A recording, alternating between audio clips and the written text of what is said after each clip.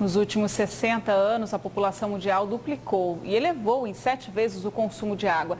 Diante deste cenário, um dos principais desafios é manter a produção dos recursos hídricos. E para falar sobre esse assunto, a gente conversa ao vivo aqui no Jornal do Meio-Dia com a pesquisadora do Centro de Pesquisas do Pantanal, Kátia Nunes da Cunha, que é também professora da Universidade Federal de Mato Grosso.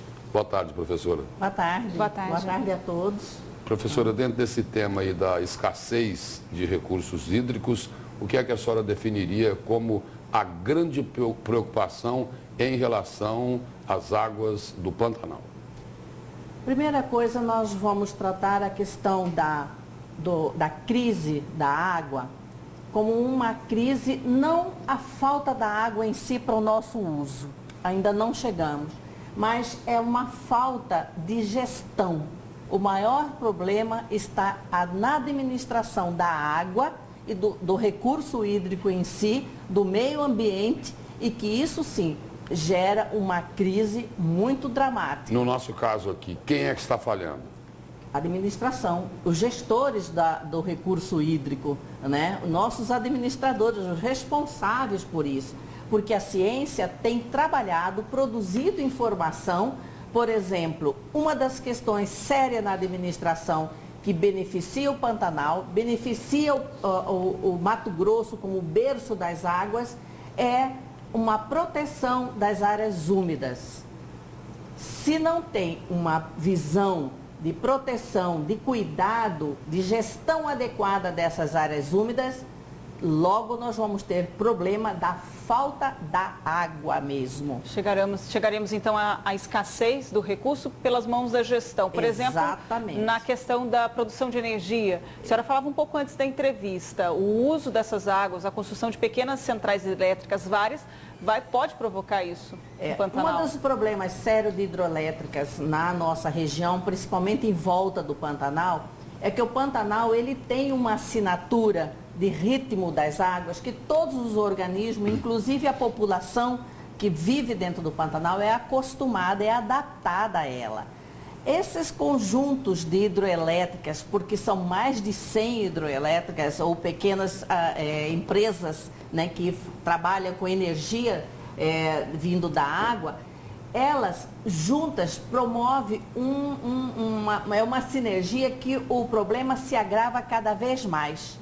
Né? Então, nós não temos um dos rios livres, por exemplo, para migração de peixes, né?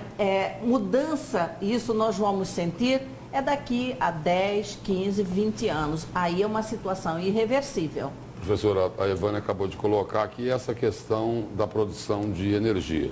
Agora, existe também um outro problema que preocupa e preocupa muito. O Ministério Público aqui de Mato Grosso já chegou até fazer uma denúncia nesse sentido, que é a drenagem das águas da bacia do Pantanal pelos produtores de soja. Aí também se identifica o que a senhora acaba de colocar, falta gestão. Exatamente. Se você tem uma área úmida do tamanho, da grandeza, sabe, do que é o Pantanal, um processo de você tratar, fazer drenagem, você está trazendo um prejuízo, uma destruição dessa área que é irreversível.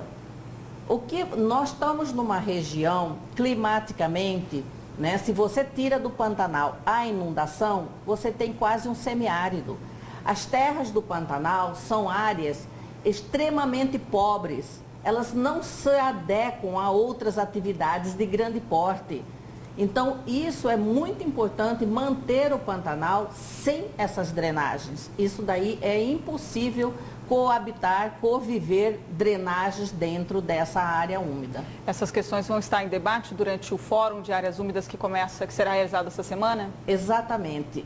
Dentro dessas questões, Mato Grosso, berço das águas, o que é que os gestores estão trabalhando, estão buscando, né, para uma administração adequada, para que não passamos por situações drásticas, como já vem alguns estados brasileiros passando por isso, né?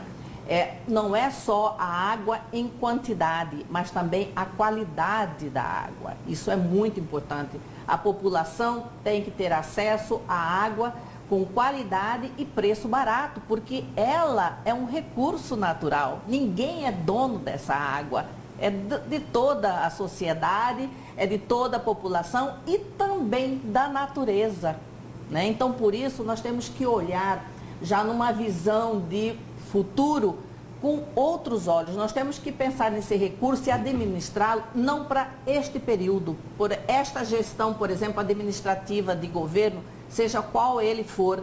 Nós temos que pensar que isso é um recurso, é um patrimônio das pessoas, de toda a sociedade, faz parte desse conjunto todo, que ninguém é dono dele. Então, nós temos que trabalhar para conservá-lo a longo prazo.